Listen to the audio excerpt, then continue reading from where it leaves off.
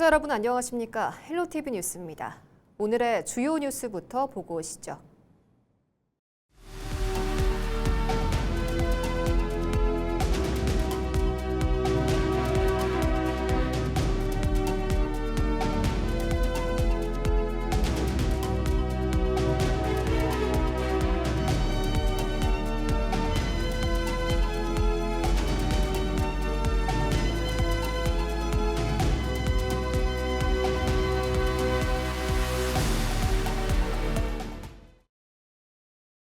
부산 번화가인 서면의 한 노래 연습장에서 중학생들이 또래 여학생을 3시간 동안 집단 폭행하고 이를 촬영까지 한 사건이 발생했습니다.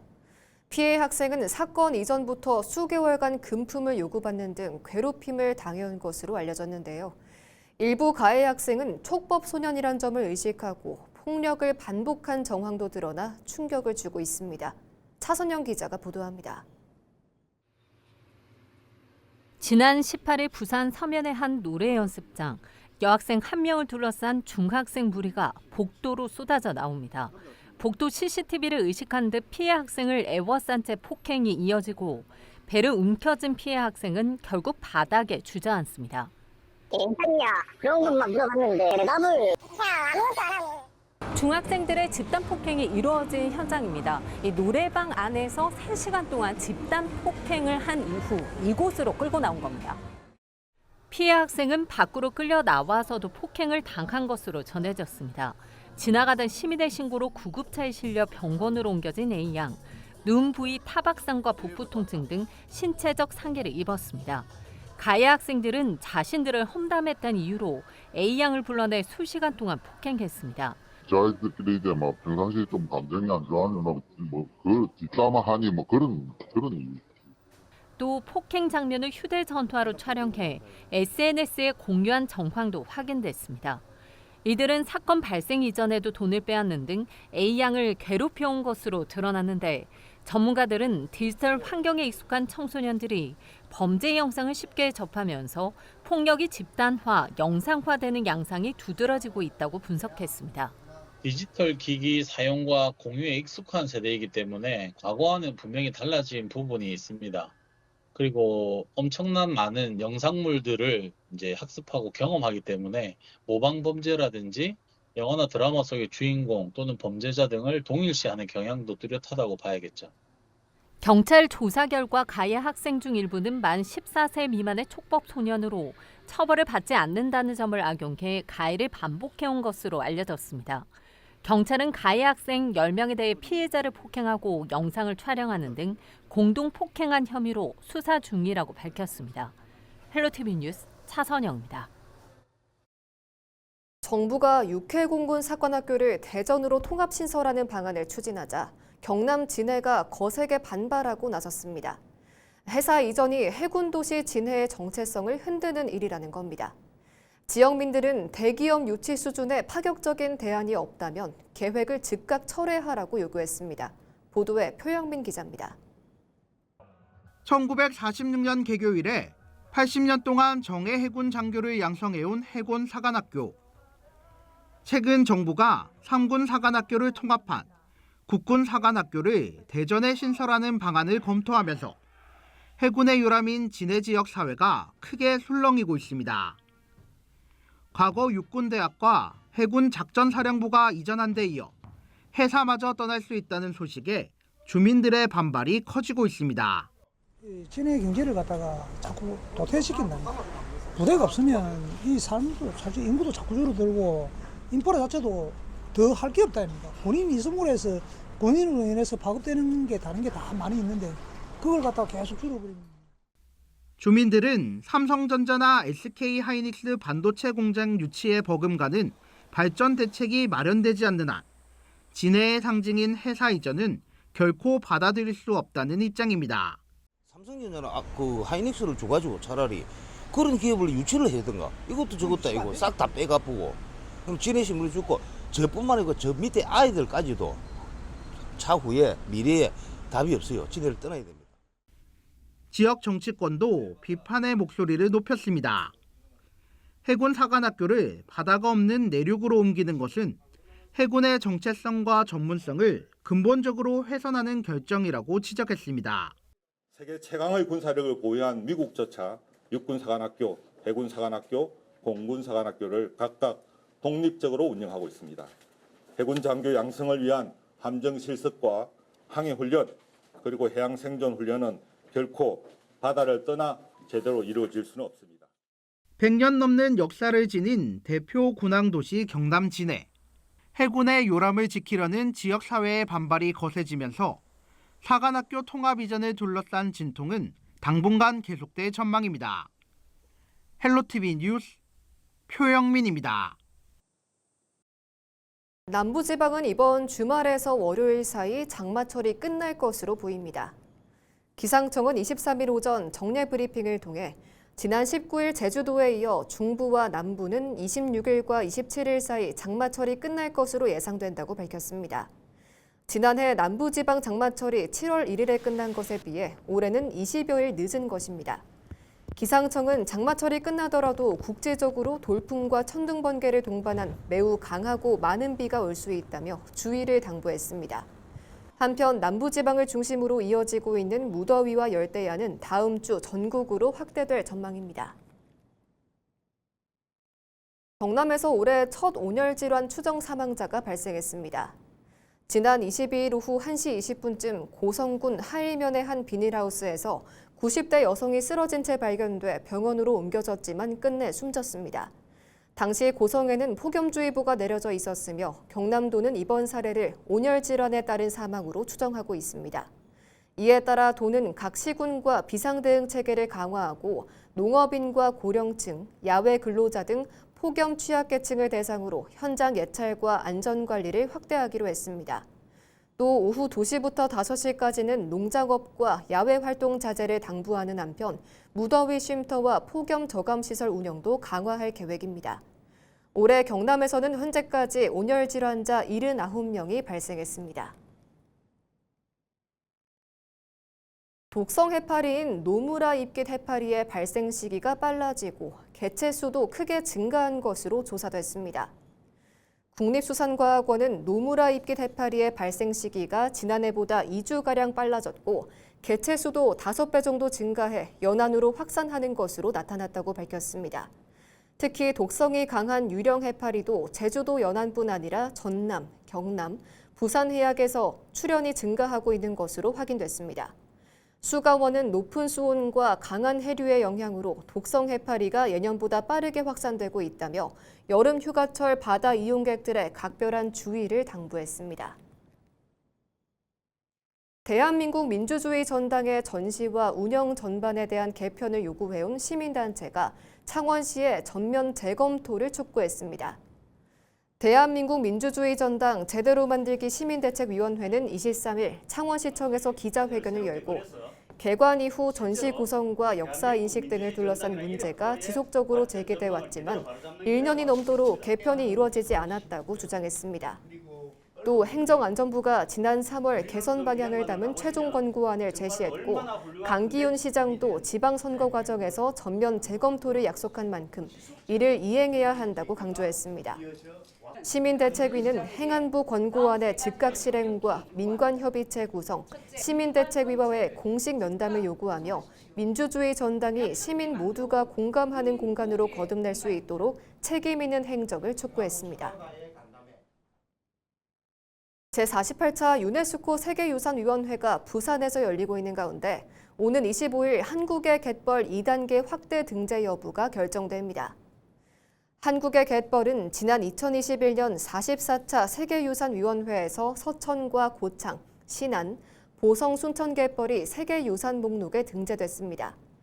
이번 세계유산위 본회의에서는 기존 세계유산의 여수와 고흥, 무안, 서산갯벌을 추가하는 2단계 확대 등재에 대한 심의가 이루어집니다.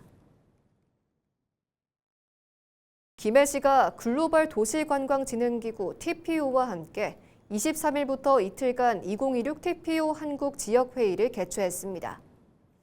이번 회의에는 부산과 경남을 비롯한 국내 TPO 회원도시 13곳과 관광기업 관계자 등 50여 명이 참석해 지역 관광 활성화 방안과 우수 사례를 공유했습니다. 김해시는 수로왕릉과 한옥체험관을 중심으로 원도심을 체류형 관광거점으로 조성한 사례를 소개했으며 참가자들은 둘째 날 대성동 고분군과 수로왕릉 등 주요 관광지를 둘러보며 김해의 역사문화 콘텐츠를 체험합니다. 김해시는 이번 회의를 계기로 국내외 관광 협력을 확대하고 오는 2027년 제13차 TPO 총회의 성공적인 개최 준비에도 속도를 낼 계획입니다. 전국 길고양이 보호단체 연합은 23일 창원시청에서 기자회견을 열고 창원시 유기동물 보호소 운영에 대한 문제를 제기했습니다. 단체는 보호소 운영 개선을 요구한 봉사자들을 창원시가 기부금품법 위반 혐의로 고발하는 등 보복성 행정을 했다고 주장했습니다. 또 안락사 운영과 동물보호관리 시스템 관리 과정에 의혹을 제기하며 봉사자 출입 재개와 시민단체와의 공식 간담회 개최를 요구했습니다. 아울러 창원시의회에 행정사무조사 착수와 관련 책임자 문책을 촉구했습니다. 이에 창원시는 안락사 명단 공개는 법적 의무가 아니며 주말 봉사 중단은 운영 질서와 보호동물 관리를 위한 조치라고 밝혔습니다. 함안군이 민선국이 출범에 맞춰 군정 핵심 과제를 추진하기 위한 조직 개편에 나섭니다. 조직은 기존 3국 13과 체제에서 3국 17실 관단 체제로 확대되며 현안 사업 추진단과 회계과를 신설하고 기획실 기능을 강화합니다. 특히 청년 담당과 공공청사 이전 담당, 임대주택 담당을 새로 만들어 청년 정착 지원과 공공청사 이전, 맞춤형 주거 정책을 전담하도록 했습니다. 또 생활체육 담당과 기업 지원 SOS 담당을 신설하고 종합민원과는 국민중심 행정을 강조하는 고객감동실로 명칭을 변경합니다. 함안군은 이번 조직 개편안을 군의회 심의를 거쳐 최종 확정한 뒤 군민이 체감하는 행정서비스 강화에 나설 계획입니다. 정부가 항만 전체를 하나의 거대한 지능형 로봇으로 운영하기 위해 피지컬 AI 기술을 항만에 적극 도입하기로 했습니다. 해양수산부는 관계부처와 함께 이 같은 내용을 담은 피지컬 AI 항만 전략을 마련해 23일 과학기술관계 장관회의에서 발표했습니다. 피지컬 AI 항만은 크레인과 무인 이송 장비 등 항만 하역 장비가 주변 상황을 스스로 인지하고 판단해 작업하는 스마트 항만입니다. 해수부는 광양항에서의 기술 실증을 거쳐 진해 신항을 선도 모델로 구축하고 기존 부산항 신항터미널과 해상, 육상, 항공 물류를 실시간으로 연계해 물류 흐름을 최적화할 계획입니다. 창원 삼정자중학교 배정을 둘러싼 갈등이 이어지는 가운데 23일 경남도의회 의원회관에서 2027학년도 중학교 학교군, 중학구, 고시 개정안 의견 청취회가 열렸습니다. 이번 청취회에는 불공정 배정 논란이 제기된 삼정자중학교와 관련해 삼정자초, 성주초, 남정초 학부모 대표와 조정협의회 위원 등이 참석해 의견을 나눴습니다. 삼정자초 측은 근거리 통합권 보장을 위해 개정안을 즉시 시행해야 한다고 주장했습니다. 반면 성주초와 남정초 측은 기존 배정 원칙을 유지해 학생들의 선택권을 보장해야 한다고 맞섰습니다. 창원교육지원청은 청취회에서 나온 의견을 바탕으로 조정협의회를 거쳐 이달 안에 최종 개정 고시를 누리집에 공개할 예정입니다. 인구보건복지협회 김경선 전국회장이 23일 경남지회를 방문해 저출생 대응사업 추진 현황을 점검했습니다. 김 회장은 경남지회 관계자들과 간담회를 갖고 지역 특성에 맞는 저출생 대응 방안과 가족보건의원 운영 현황을 살펴보며 현장의 의견을 청취했습니다. 또 임신 출산 지원과 가족보건 서비스의 역할을 강화하고 지역사회와 연계한 저출생 극복 사업을 확대하기 위한 협력 방안도 함께 논의했습니다. 저희의 모토가 아이는 행복, 인구는 국력입니다. 그래서 아이를 키우는 데 있어서 부모님들이 겪고 있는 걸림돌을 해소해 나가는데 우리 협회의 노력이 가장 필요하다고 생각합니다. 양산경찰서가 성인 게임기 100대를 설치하고 불법 환전 영업을 한 게임장 업주와 종업원 등 2명을 게임산업진흥에 관한 법률 위반 혐의로 검거했습니다. 이들은 지난해 11월부터 양산시 북부동의 한 건물에서 손님들이 게임으로 획득한 점수를 수수료 10%를 뗀 뒤 현금으로 바꿔주는 방식으로 불법 영업을 한 혐의를 받고 있습니다. 경찰은 압수수색을 통해 게임기 100대와 현금 500여만 원을 압수했으며 범죄 수익을 끝까지 추적해 몰수와 추징 보전까지 추진하는 한편 불법 환전 영업 근절에 수사력을 집중할 방침입니다. 23일 오전 부산시청 대회의실에서 제6회 부산광역시 앵커위원회가 개최됐습니다. 지역대학 발전에 대한 주요 사항을 논의하는 부산앵커위원회는 부산시와 시의회, 교육청, 대학, 산업계 등으로 구성돼 앵커 사업의 주요 사항을 심의 의결하는 최고 의사결정 기구입니다. 이번 회의에서는 대학별 2년차 수정사업계획서와 부산형 앵커 1차 연도 연차 점검 보고서에 대한 심의가 이뤄졌습니다. 또 5극 3특 성장 엔진과 연계된 국책과제로 추진하고 있는 거점 국립대 패키지 지원 사업, 초광역 공유대학 운영 사업 등의 추진 상황에 대한 보고도 진행됐습니다. 부산 동구가 24일부터 8월 17일까지 지역화폐 이바구페이의 착한 가격 업소 결제 이벤트를 추진합니다. 이번 행사는 주민들의 착한 가격 업소 이용을 활성화하기 위한 것으로 행사 기간에 동구의 착한 가격 업소에서 이바구페이로 결제한 합산 금액이 5만 원 이상인 시민이 대상입니다. 동구는 조건을 충족한 시민 중 50명을 추첨해 1인당 만 원의 이바구페이 인센티브를 지급합니다. 동구 지역 착한 가격 업소 현황과 행사에 대한 자세한 내용은 동구청 홈페이지나 이바구페이 앱에서 확인할 수 있습니다. 연일 무더위가 이어지는 요즘 함안에서는 오랜 역사를 지닌 아라홍련이 만개해 장관을 연출하고 있습니다. 분홍빛 연꽃이 끝없이 펼쳐지면서 전국에서 관광객들의 발길이 이어지고 있는데요. 전주현 기자가 현장을 다녀왔습니다. 드넓은 연못을 가득 메운 분홍빛 연꽃. 바람결에 흔들리는 꽃잎과 초록 연잎이 한 폭의 그림을 만들어냅니다.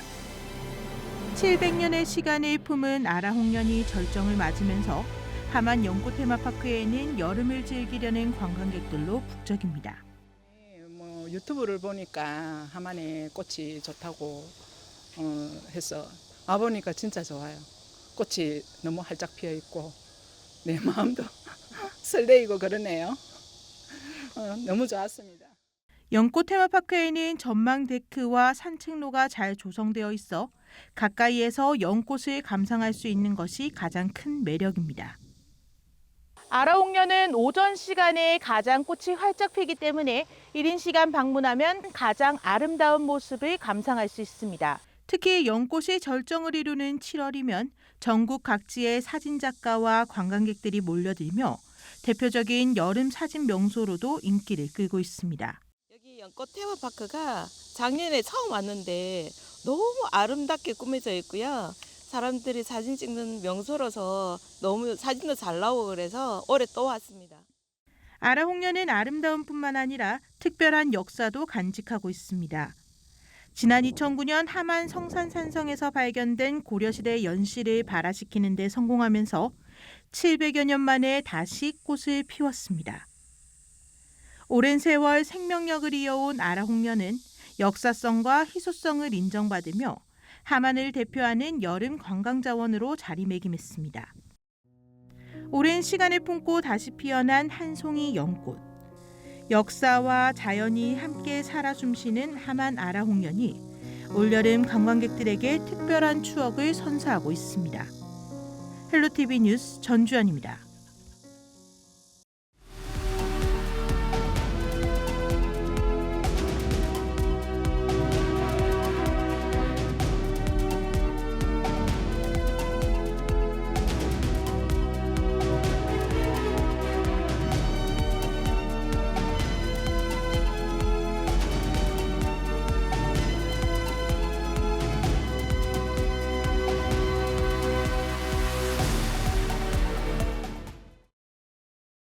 이상으로 뉴스를 마칩니다. 시청해주신 여러분 고맙습니다.